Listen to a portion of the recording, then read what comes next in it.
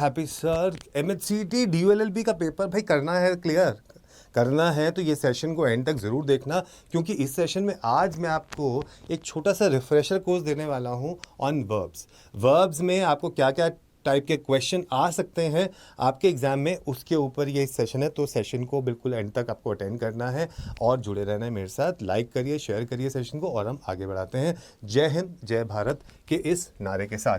तो जब हम वर्ब्स की बात करते हैं तो पहली चीज़ आपको समझ में आ जानी चाहिए कि वर्ब्स अपनी ओरिजिनल फॉर्म में प्लूरल होता है और इसको हमें सिंगुलर बनाना पड़ता है। तो जब ये प्लूरल होता है, इसको सिंगुलर कैसे बनाएंगे? एस या ES ऐड करके हम इसको सिंगुलर बना देते हैं।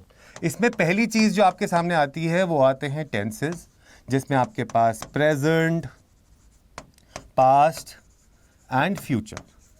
ठीक है, इसके ऊपर मैं एक डिटेल्ड वीडियो ऑलरेडी ले चुका हूं टेंसेस के ऊपर, कि किस तरीके से टेंसेस आपको यूज़ करने हैं, किस तरीके से टेंसेस आपको याद करने हैं, उसके ऊपर मैं ले चुका हूं। अगर आपको फिर भी कोई दिक्कत है, आप जाके उस वीडियो को देख सकते हैं और अपने डाउट्स को क्लियर कर सकते हैं। वरना नीचे दिए गए डिस्क्रिप्शन बॉक्स में गूगल फॉर्म को भरिए, मैं आपसे जुड़ूंगा। जो भी डाउट्स हैं आप मुझसे डायरेक्टली वहाँ पर भी पूछ सकते हैं। यहाँ पर आपके पास एक कॉन्सेप्ट निकल के आता है पास्ट पार्टिसिपल और प्रेजेंट पार्टिसिपल का, तो ये past participle and present participle is nothing. Past participle is the ED form and present participle is the ING form of the verb. जिस किसी भी वर्ब की ED फॉर्म बन सकती है उसको हम बोलते हैं रेगुलर वर्ब, और जिसकी ED फॉर्म नहीं बन सकती उसको हम बोलते हैं इर्रेगुलर वर्ब। क्या बोलते हैं उसे हम? Irregular verb. ये बात आपको याद रखनी पड़ेगी। तो आपको मेजरली क्वेश्चन जो टेंसेस के ऊपर आएंगे वो किसके ऊपर आते हैं? वो ज्यादातर आपसे जो क्वेश्चन पूछे जाते हैं वो पूछे जाते हैं present simple, present perfect, past simple, past perfect, future simple and then the continuous form of all the three। ठीक है, इसी ऑर्डर में आपसे ज्यादातर क्वेश्चन पूछे जाते हैं, जिसमें परफेक्ट वाले जितने भी चीजें होती हैं दीज आर स्लाइटली इंपॉर्टेंट। ठीक है, दूसरा आपसे द यूसेज ऑफ, ये चीज समझ में आपको आनी चाहिए, क्योंकि पैरेललिज्म के जितने भी क्वेश्चंस होते हैं, पैरेललिज्म के मैक्सिमम क्वेश्चंस आपको टेंसेस पे ही मिलते हैं, जहां पर आपका जो सेंटेंस है शुड बी पैरेलल, मतलब it should be in single form. ये आपके सामने होना बहुत जरूरी है। जैसे अगर मैं बोलूं that Radha is jumping and Singh, it is not making sense. So singing is ING form. Similarly आपको डांसिंग जो आपने लिखा था क्या बोलते हैं ING फॉर्म। सो दोनों ING फॉर्म होना चाहिए। इसमें 3 फॉर्म्स होती हैं, जैसे पास्ट पार्टिसिपल, प्रेजेंट पार्टिसिपल, ऐसे ही होती है इन्फिनिटिव्स। क्या होता है? Infinitives. So infinitives is nothing but the 2 form of the verb. तो ये चीज़ें आपको पता होनी चाहिए कि कहाँ पर आप क्या लगाते हैं। बहुत सिंपल वे में मैंने आपको ये चीज़ें पढ़ा रखी हैं कि कहाँ पर आप प्रेजेंट सिंपल यूज़ करोगे, कहाँ पे आप प्रेजेंट परफेक्ट यूज़ करोगे, कहाँ पे आप पास्ट परफेक्ट यूज़ करोगे। ये चीज़ मैंने आपको ऑलरेडी चीज़ें बता रखी हैं। कोई पास्ट में अगर 2 साइमल्टेनियस सेशंस एक्शंस होते हैं, जो एक हो चुका है और एक उसके बाद हुआ है, तो हम एक यूज़ करते हैं present simple, sorry past simple, और एक में यूज करते हैं पास्ट परफेक्ट। जैसे the train left when I, the train had left when I reached the station. तो आपने क्या लिखा? हैड लेफ्ट, तो ये लगा दिया आपने पास्ट परफेक्ट। रीच्ड व्हेन, मैं पहुंचा था, तो यहां क्या लगाया आपने? Past simple. इस तरीके से आपको टेंसेस को ध्यान में रख के उनको पढ़ाई करनी है। ठीक है, बाकी क्वेश्चंस को जब आप प्रैक्टिस करते हो तो और चीजें आपके लिए आसान हो जाती हैं। देख लेते हैं यहां पे, that 2 and 2 always made 4 can not be doubted. ठीक है, तो इसमें क्या एरर है? That 2 and 2 always made 4 can not be doubted.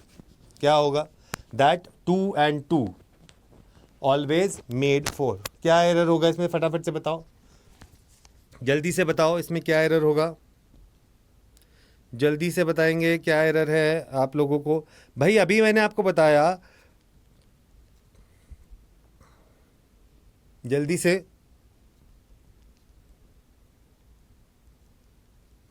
फटाफट से बताएंगे कि क्या एरर होगा इसमें।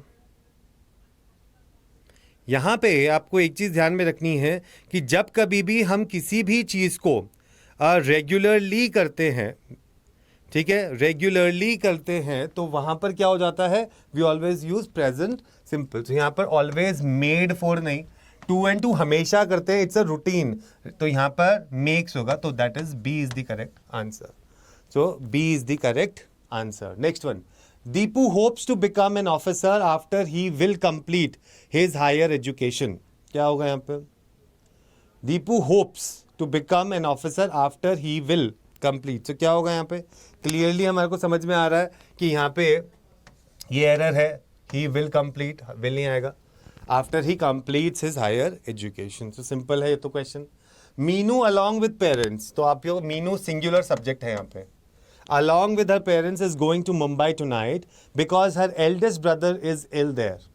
ठीक है, तो मीनू सिंगुलर है, along with his parents, subject verb agreement का चीज बताया था मैंने आपको कि इनको इग्नोर कर देना चाहिए। जब इनको इग्नोर कर देते हो तो यहाँ पर इज लगा होगा, ये तो सही है बिल्कुल, दिस इज एब्सोल्युटली करेक्ट। ठीक है, is going to Mumbai tonight because her eldest brother is ill. ठीक है, एल्डेस्ट ब्रदर क्या होता है, ठीक है, सबसे बड़ा, तो इसमें क्या होगा, eldest brother is ill there. ठीक है, तो यहाँ पे क्या एरर होगा ये आप मुझे बताओगे, क्या ये नो एरर है, राइट? क्योंकि यहाँ पर हर चीज़ इसमें सही है, कोई भी दिक्कत इसमें नहीं है। He would not have done all this if he had not been instigated by his wife. He would not have done all this if he had not been instigated. अगर वो ऐसा नहीं किया होता, अगर उसने ऐसा नहीं किया होता, बिल्कुल सही है। So there is no error. Next one. The teacher said to us that we should stay at home if it rains. If it rains, क्या होना चाहिए यहाँ पे बताओ जल्दी से। The teacher said to us that we should, the teacher said to us, जल्दी से बताएंगे, जल्दी से। The teacher said to us that we should stay at home if it rains. क्या एरर है इसमें, जल्दी से बताएंगे, जल्दी से बताएंगे भाई। अगर उन्होंने, टीचर ने आपको said कहा था, पास्ट में कहा था, तो the teacher said to us that we should stay at home if it rained होना चाहिए, रेन्स नहीं, ठीक है ना, क्योंकि उसने बोला था, तो इसलिए C is the correct answer. So rained होगा इसमें। Next one, we observe that the policeman chased a thief at that moment. जल्दी से बताओ क्या होगा, फटाफट से बोलो, फटाफट से बताएंगे भाई। देखो ना, वी ऑब्जर्व्ड दैट, हमने ऐसा देखा, तो क्या देखा हमने, the policeman chased a thief at that moment, उसने उसको चेज किया था, तो अगर उसने उसको चेज किया था तो क्या आंसर होना चाहिए, फटाफट से बताओ जल्दी से,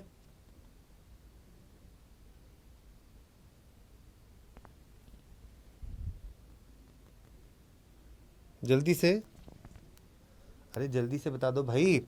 हमने क्या ऑब्जर्व किया, we observe that the policeman at that moment, उस मोमेंट में वो क्या कर रहा था, चेज थोड़ा कर रहा था, ही वॉज चेजिंग, तो यह चेज्ड नहीं होगा, चेजिंग होगा। सो क्लियरली यहां पे क्या आ जाएगा, B is the correct answer, B is the correct answer. The police think that Luna may be there yesterday at the time of murder. So ये 7, 8, 9 के जो ये क्वेश्चन है, इनको आप मुझे कमेंट सेक्शन में आंसर्स लिख के बताओगे, कमेंट सेक्शन में आंसर लिख के बताओगे कि क्या आंसर है इसका। Is that clear everybody, is that clear everybody, आप इसके आंसर बताओगे। तो टेंसेज आपके लिए एक इंपॉर्टेंट टॉपिक बन जाता है जो आपको पढ़ाई करनी है, ठीक है, वो आप देखोगे इनमें से क्वेश्चन में से कि किस टाइप के क्वेश्चन है। मैक्सिमम बच्चों को टेंसेज में दिक्कत आती है, तो इसलिए अपने टेंसेज को अच्छे से रिवाइज कर लेना और इसको ध्यान से आप लोग कर लेना, ठीक है। फिर आता है नेक्स्ट चीज जिसको हम बोलते हैं, if we use the before the adjective then plural verb is used. ये आपको बताया था मैंने कि जब कभी भी सब्जेक्ट वर्ब अग्रीमेंट में आपका सब्जेक्ट अगर सिंगुलर है तो आपका वर्ब भी सिंगुलर होगा, और अगर आपका सब्जेक्ट प्लूरल है तो आपका वर्ब भी प्लूरल होगा, तो ये चीज़ें आपको ध्यान में रखनी है। ये सब्जेक्ट वर्ब अग्रीमेंट के ऊपर भी मैंने एक वीडियो ले रखी है, आप जाके देखिएगा कि मैक्सिमम चीज़ हम क्या करते हैं। नाउ जब कभी भी आप किसी एडजेक्टिव को एक नाउन की तरह यूज़ करते हो तो आप क्या लगाते हो, the weak, the rich, the poor, the honest, the injured, the dumb, the French, ये सारी चीज़ें आप इसके अंदर लगाते हो। ठीक है। दूसरा चीज़, अच्छा दूसरी चीज़ मैंने आपको ये बताया था कि जेरेंड्स जो होते हैं, आईएनजी फॉर्म जो होती है, आईएनजी फॉर्म को जब आप एक नाउन की तरह यूज़ करते हो तो उसको हम जेरेंड बोलते हैं, और आईएनजी फॉर्म को ही आप एडजेक्टिव की तरह भी यूज़ कर सकते हो। फिर देखते हैं, if nothing but, everything but is followed by uncountable noun और countable noun, singular verb is use. जैसे nothing but milk is sold, everything but books is sold. So जब कभी भी नथिंग बट या एवरीथिंग बट के आगे कोई भी काउंटेबल नाउन या अनकाउंटेबल नाउन लगता है तो उसके आगे सिंगुलर वर्ब लगता है। क्या लगता है उसके आगे? सिंगुलर वर्ब लगता है। Next one, one of the is always followed by plural noun and is agreed with singular verb. So one of the, ये बहुत important question है जो आपके पास एग्जाम में आता है बहुत ज़्यादा। So one of the boys was playing, यहाँ पर बहुत सारे लोग यहाँ पे वर लगाते हैं, this is wrong. So one of the boys was playing. So one of the girls is crying. तो यार गर्ल्स के चक्कर में कंफ्यूज मत हो जाना कि are crying लगा दोगे। One of the girls is crying, उनमें से एक लड़की रो रही है, तो एक लड़की सिंगुलर होता है तो इसलिए इज क्राइंग है, आर क्राइंग नहीं है। सारी लड़कियां नहीं रो रही हैं, एक लड़की रो रही है, वन ऑफ द गर्ल्स। बहुत सारी लड़कियां होंगी, ठीक है, बहुत सारी लड़कियां, इनमें से एक लड़की जो है crying, so that's why one of the girls is crying. ठीक है, तो ये आपको थोड़ा सा ध्यान में रखना है। Some nouns exist only in plural form, जैसा ये आपको बता ही चुके हैं, scissors, tongs, ये चीज़ें मैं आपको करवा ही चुका हूँ ऑलरेडी। अब आते हैं क्वेश्चन पे, क्वेश्चन देख लेते हैं कि क्या होगा यहाँ पे फटाफट से। Nobody else but these young women have played a prank on you, but it is pitiable that you don't understand it. Nobody else but these young women have played a prank on you. ठीक है, nobody else but these young, किसी ने नहीं, इन्हीं लड़कियों ने तुम्हारे ऊपर प्रैंक किया है, बट इट इज पिटीएबल, ये पिटी है कि तुम्हारे को समझ नहीं आया कि तो कुछ तुम्हारे साथ हुआ है। So there is no error here, there is no error. Some highly significant observations has been made by the former UN Secretary General Mr. Kofi Annan in his annual report submitted to the current session of General Assembly. No error। देखते हैं भाई second वाले में क्या error है जल्दी से। Some highly significant observations has been made, ये तो सिंपल चीज है। Some highly significant observations has नहीं, have been made, simple, so A is the correct answer. Next one, if any proof was needed to show that the United Nations have lately, so if any proof was needed to show that the United Nations has, not have, has, क्योंकि singular की बात हो रही है तो clearly the answer should be B, बिल्कुल सही जवाब है। Next one, if Mahatma Gandhi was alive he would start weeping to see the present condition of India, तो क्या होगा? अब यहां पर एक क्वेश्चन का इंपॉर्टेंस निकल के आता है, इफ वाले क्वेश्चंस में हम यूज करते हैं सब्जंक्टिव मूड, ये याद रख लो, ये बहुत इंपॉर्टेंट है। क्या यूज करते हैं हम यहाँ पे? Subjunctive mood. और सब्जंक्टिव मूड यूज करते हैं जब कभी आपको बोलना होता है कोई कॉन्ट्ररी टू अ फैक्ट या फिर एक wish. If I were the prime minister, तो यहाँ पर भी if Mahatma Gandhi were alive आएगा, वॉज अलाइव नहीं आएगा। So the answer is a. क्या आएगा यहाँ पे? If Mahatma Gandhi were alive, क्योंकि यहाँ पर एक चाह की बात हो रही है, कॉन्ट्ररी टू अ फैक्ट। अगर ऐसा होता, फैक्ट क्या है? He is not alive, he is dead. तो अगर वो ऐसे होते तो क्या होता है? If Mahatma Gandhi were alive. और अगर मेरी कोई चाह है, अगर मेरी कोई विश है, तो I wish if I were the prime minister of this country I would have done this. So if I were, ऐसी दो कंडीशंस में हम क्या लगाते हैं? सब्जंक्टिव मूड लगाते हैं। सो इफ कंडीशंस के साथ आप हमेशा इस कंडीशन में वर लगाते हो। क्या लगाते हो? वर। ठीक है, अब ये क्वेश्चन नंबर 5 और 6 कमेंट बिलो, ये आपका होमवर्क है जो आप करेंगे। ठीक है, और ऐसे ही जुड़े रहेंगे हमारे साथ, ठीक है। सो ये हमारे बैचेस हैं जो आप जाके ले सकते हैं। हमारे batch for supreme batch for CLAT is out, आप जाके ले सकते हैं, कोड लगा सकते हैं Y713। ऑल्सो इंग्लिश अगर पढ़नी है किसी को, सिर्फ इंग्लिश, तो सिर्फ इंग्लिश का भी बैच लाइव हो चुका है, आप जाके स्टोर पे से उसको परचेज कर सकते हैं, जिसमें आपको सिर्फ इंग्लिश पढ़ाई जाएगी और आप उसके साथ जुड़ सकते हैं, जो कि स्टार्ट होगा 20 मार्च से। तो आप जुड़ सकते हैं, कोड लगा सकते हैं Y713 to get the maximum benefit out of it, ठीक है। तो इसी तरीके से जुड़े रहिए हमारे चैनल के साथ और हंसते रहिए और मुस्कुराते रहिए। फिर मिलूंगा आपसे अगली क्लास में। Take care, bye bye.